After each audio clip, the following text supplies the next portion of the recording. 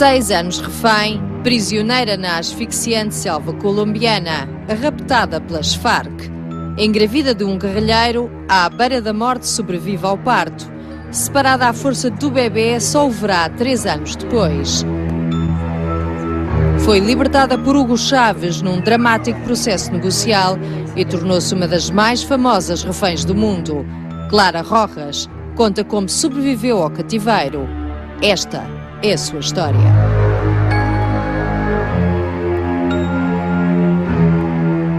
Clara Rojas era advogada e chefe de campanha da senadora Ingrid Betancourt, então candidata a presidente da Colômbia. Clara, aqui sentada com ela, não imaginava a 23 de fevereiro de 2002 que viria a ser uma das reféns mais famosas do mundo. A sua história é tão dramática que se torna, por todo o lado, um impressionante testemunho de sobrevivência.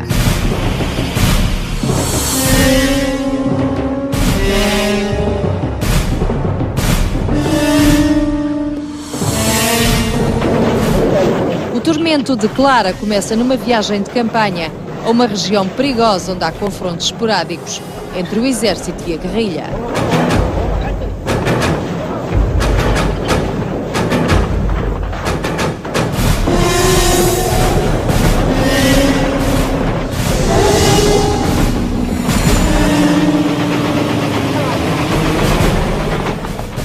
Era una región, de hecho, se acababan de romper los diálogos de paz y había mucha tensión militar en aquel momento. ¿En qué momento de facto tuve la percepción clara de que era una prisionera de las FARC?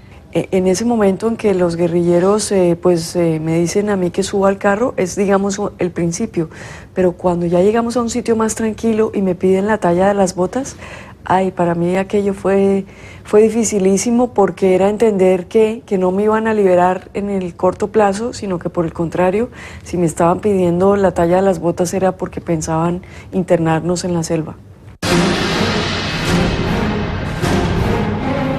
Clara vai passar os 6 anos seguintes como prisioneira na selva, um ambiente hostil e assustador, onde a natureza lhe parece quase mais brutal que a própria guerrilha. Aceptar la selva me costó mucho trabajo y de hecho estar en el barro, el ambiente, el clima, los mosquitos, los animales, todo me causaba mucha impresión. La noche, los ruidos de la selva, en fin, era como sí, un sitio muy agreste realmente. ¿Es posible que una persona se habitúe a vivir con los insectos, con las arañas, con las víboras, con todas esas cosas que usted describe? Confieso que me causa mucha impresión. Y esta es la impresión que me causa, que soy consciente que tengo que mantener el espacio donde estoy limpio, porque los insectos, los pequeños, son los que más me impresionan, las arañas, los alacranes. Y yo lo que menos quiero es que me vayan a picar y bueno, sufrir una enfermedad. Isolada e desesperada, Clara Rojas apenas consegue mandar 2 mensagens à família durante 6 anos de cativeiro. É a mãe quem mais a preocupa. Na primeira mensagem, só lhe permitiram escrever um parágrafo. Mamã, acredito que as coisas acontecem sempre por alguma razão. Confia em Deus. Espero reencontrar-te em breve, a filha da tua alma. En ese momento en que grabó el mensaje, su madre estaba presente de alguna forma. ¿Usted cuál era su preocupación de cómo estar, de cómo mostrarse, de estar fuerte para que su madre Yo quería estar el fuerte. sufrimiento sea menor? ¿Qué pensó en ese momento? Sí, pensaba en mi madre y hice mi mejor esfuerzo. Hice mi mejor esfuerzo en estar bien.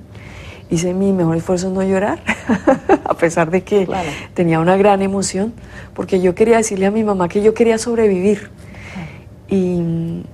Y también decirle que la quería mucho, o sea que yo sí estaba en una situación muy difícil, pero estaba poniendo todo de mi parte para querer sobrevivir. Y ese, bueno, fue el mensaje que salió en televisión y que la gente pudo ver. También le quise mostrar que yo gastaba el tiempo en cosas útiles y por eso bordaba. Y de hecho lo que le bordé me demoró meses haciéndolo, pero lo hice. Entonces, y yo le decía, cuando estoy bordando esto estoy pensando en ti, porque te he visto a ti hacer muchas cosas y yo quiero emplear mi tiempo cuando vuelva también de manera constructiva.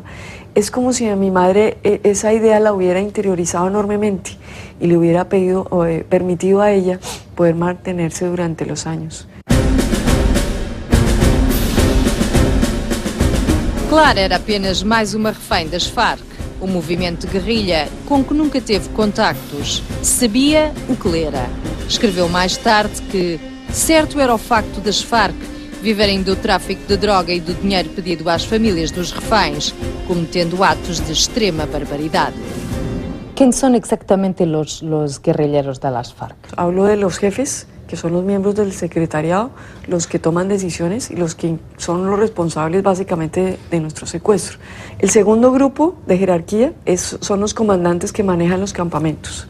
A ellos son los que les toca organizar dónde vamos a vivir, qué dotación vamos a recibir, cómo vamos a comer, en fin, los que disponen cómo es la organización dentro del secuestro. Y ellos también los ve uno muy excepcionalmente, una vez cada 2 meses, una vez cada 3 meses, ellos se acercan muy poco.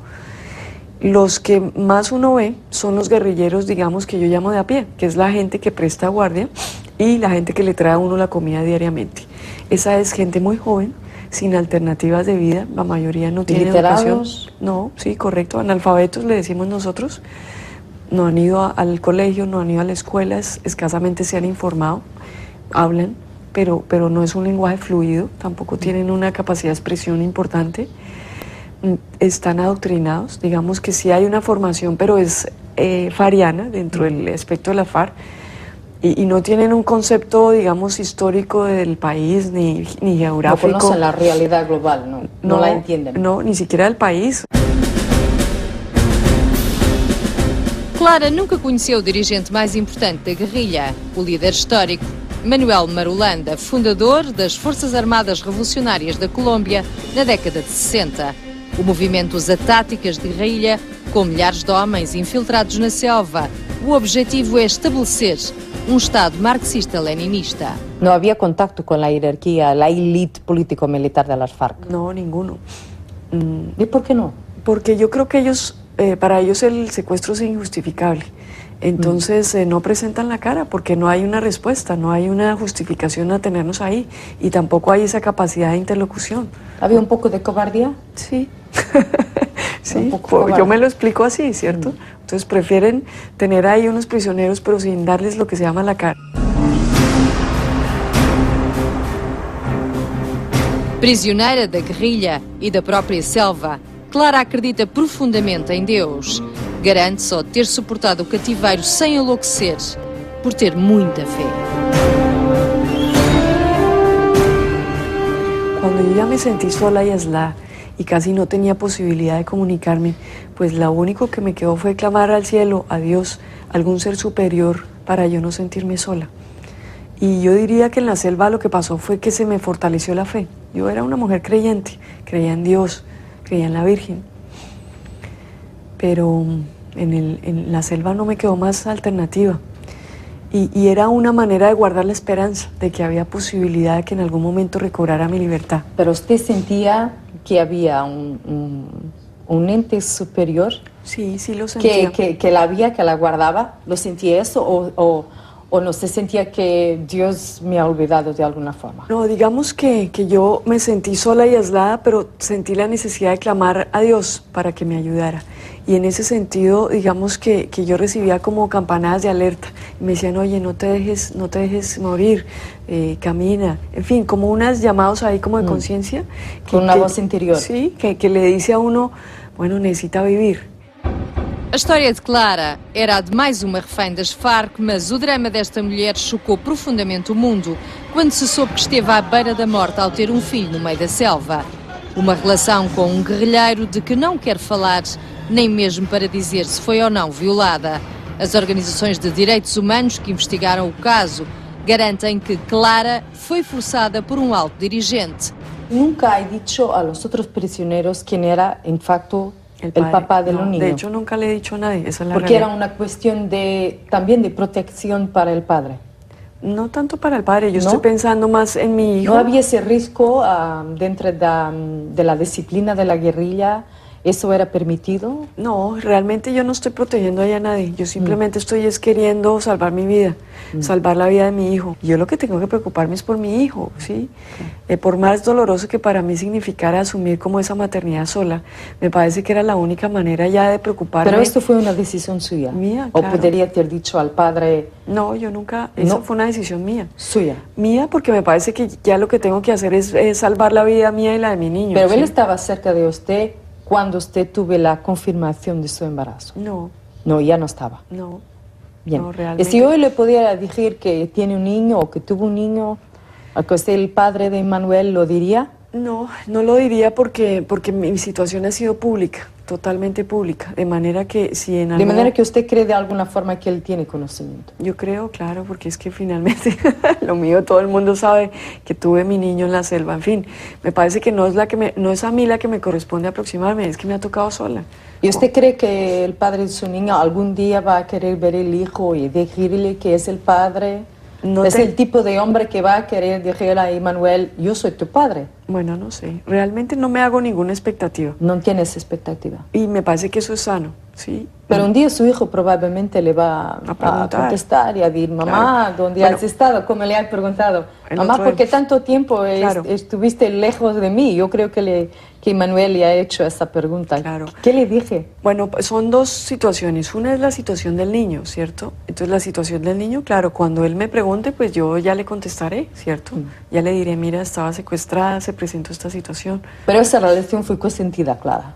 Bueno, eso me lo han preguntado mucho, pero es que lo que pasa es lo siguiente, que me preguntan eso y luego me empiezan a hacer una serie de preguntas. Entonces No, yo decido- solo quiero saber si es una cosa, porque hay una gran diferencia en la situación en que usted estaba. Sí, claro que la hay. No era una mujer libre. Sí, no era una Entonces, mujer libre. ¿esto fue la consecuencia de un acto de fuerza o fue la consecuencia de una decisión suya y del padre? Bueno, yo he decidido no hablar ni siquiera de eso.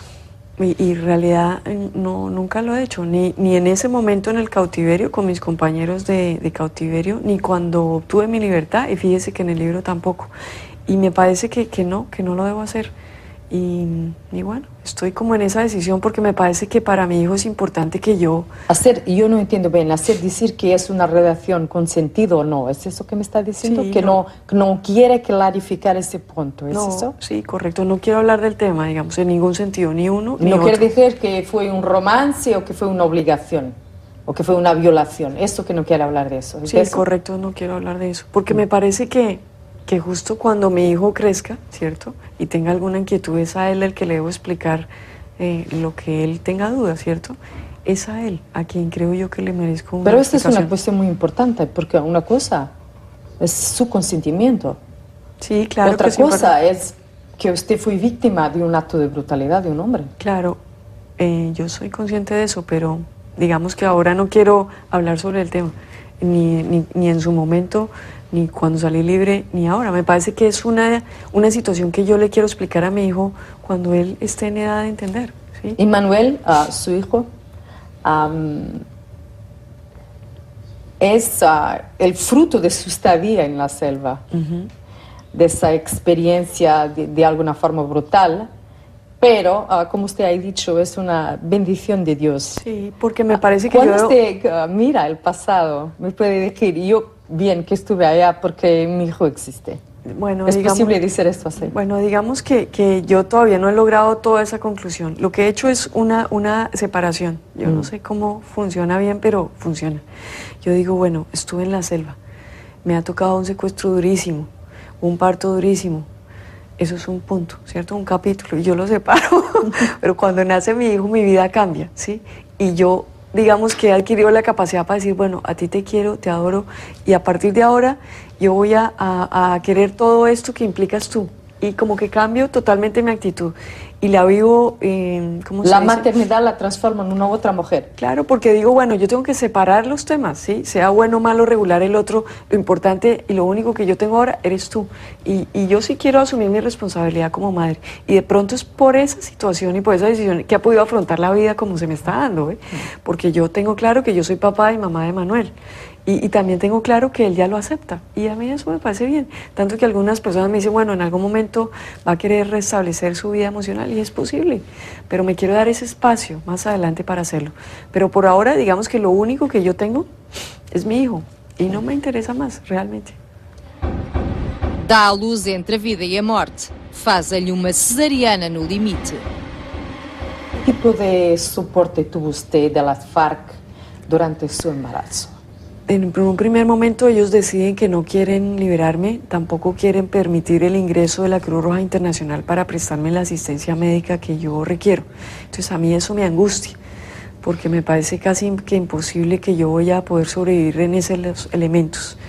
Pero cuando también ya logro aceptar y entender que no me van a prestar ningún tipo de atención médica, me encomiendo a Dios y veo que las FARC reaccionan. Digamos que con los medios artesanales que tuvieran tratan de brindarme una ayuda y su actitud es más, sí, humana, realmente sí me brindan una ayuda. Y yo creo que si ellos no hubieran tenido esa actitud de decir, bueno, no tenemos nada, pero vamos a tratar de ayudarle, y yo lo entiendo, pues lo recibo positivamente, porque sé que si no me hubieran brindado esa ayuda, pues yo hubiera perecido. Y la realidad es que el comandante en ese momento dispone de un enfermero, un grupo de enfermeras, una mujer solo se dedica a cuidar a mi niño, otra par de personas solo me cuidan a mí, y hay una tercera o cuarta que nos cuida a los dos. Como una persona, digamos que el enfermero sigue muy pendiente de que tengamos la droga que necesitamos, la comida que necesitamos, por más precaria que sea, veo que hay una persona que hace el seguimiento por más de un mes. Emanuel é o nome que dá ao filho, nome com forte significado religioso. Cuando yo leí la Biblia, entendí que Emanuel significaba una bendición de Dios, Dios con nosotros. Y yo dije, ay, cuando tenga a mi niño le voy a poner este nombre porque me hacía lindo, me evocaba la presencia de Dios. Y eso es lo que significa mi hijo para mí. ¿Y usted hablaba con el niño? Sí, cuando estaba en mi vientre le explicaba lo importante que era para mí. Y bueno, yo había oído en algún momento que parte del ejercicio de ser madre y estar embarazada es empezar a tener una comunicación con el hijo. O bebê nasce com braço partido devido às brutais circunstâncias do parto. Apanha depois uma doença que seria mortal caso não fosse tratada a tempo. A guerrilha separa Emanuel da mãe. Clara pensa que vai voltar a ver o menino logo que esteja curado. Na verdade, nada disso aconteceu. Fue muy duro porque yo sabía que tenía que tomar la decisión de aceptar que le brindaran la atención médica porque corría el riesgo de morir. Entonces, por eso lo acepté. Pero cuando pasan los días y no me devuelven mi niño, pues lo que estoy viendo es que me quieren quitar a mi niño y claro, eso me angustia enormemente. Y bueno, yo creo que me aferré a Dios, yo creo que los ayunos que hice me ayudaron. Y pedía piedad de Dios, incluso en algún momento reaccioné muy fuerte también con los guardias que me tenían ahí. Y dije, por Dios, pero ¿qué va a pasar con mi niño? Tengan piedad. Y es como si ellos me hubieran escuchado, porque fíjese que así se hubieran demorado unos cuantos años. La realidad es que la primera persona que deciden liberar es a mí con mi niño, o a los dos. Y bueno, pues ellos decidieron unilateralmente que nos liberaban. Lo que yo en el cautiverio y en el último mes me enteré fue que mi niño no lo tenían ellos. O menino foi encontrado pelos serviços secretos da Colômbia num orfanato do Estado, onde foi entregue pelas FARC sob nome falso. As FARC tinham entregue o bebê a um barqueiro. As autoridades da Colômbia só conseguem chegar à criança depois da fuga bem-sucedida de um dos reféns e da informação que deu. Emanuel fica a cargo da avó. E eu creo que esto ha sido el milagro más grande que mi Dios me ha podido dar.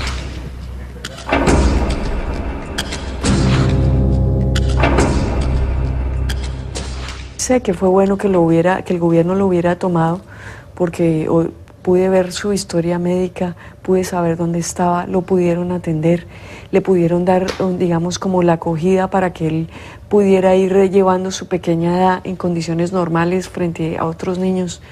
Y bueno, la resultante es que hoy podemos estar en una vida normal, ¿no?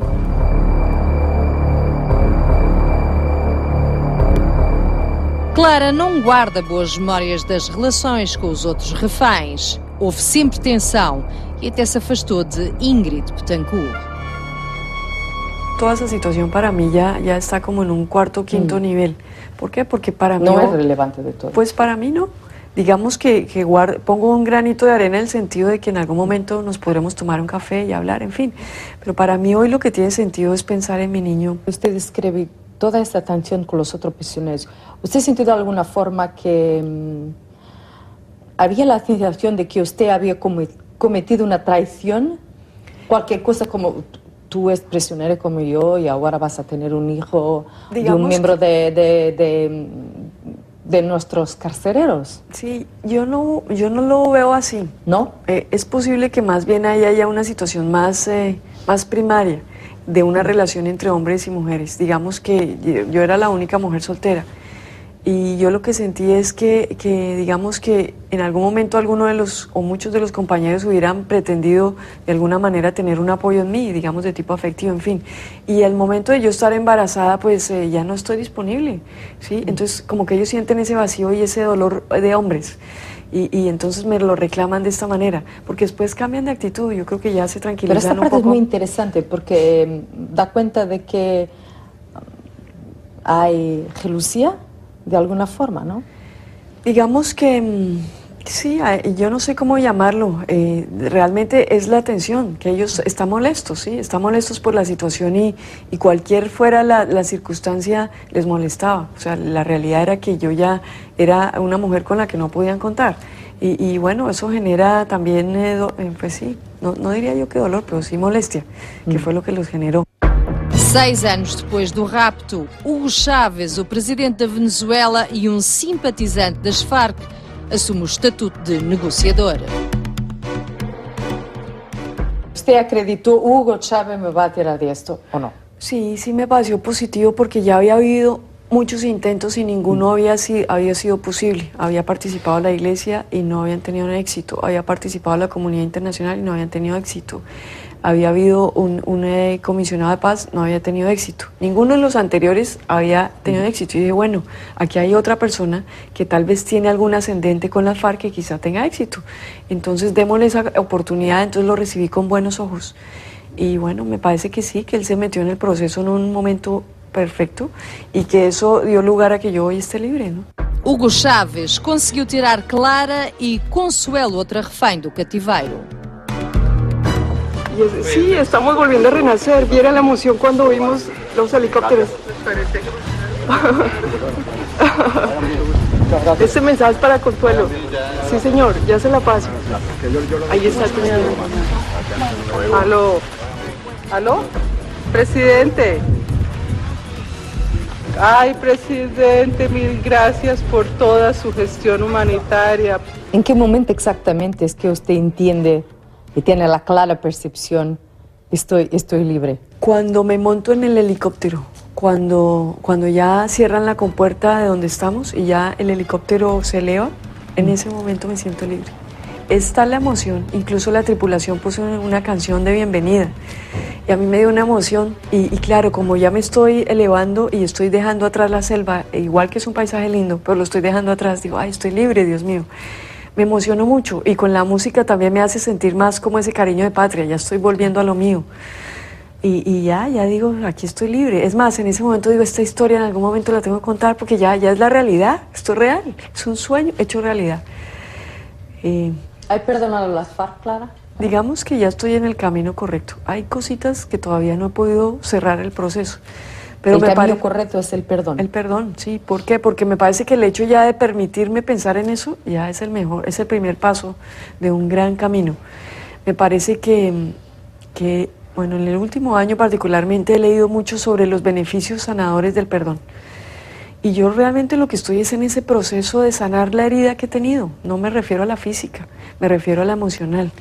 Y me parece que sí tengo como un compromiso, no solo con mi hijo, de tratar de heredarle en vida como una elaboración de mis sentimientos, sino también con la generación que mi niño significa. Clara Rojas, muchísimas gracias. A ustedes, la verdad que también he disfrutado el rato. Mil gracias.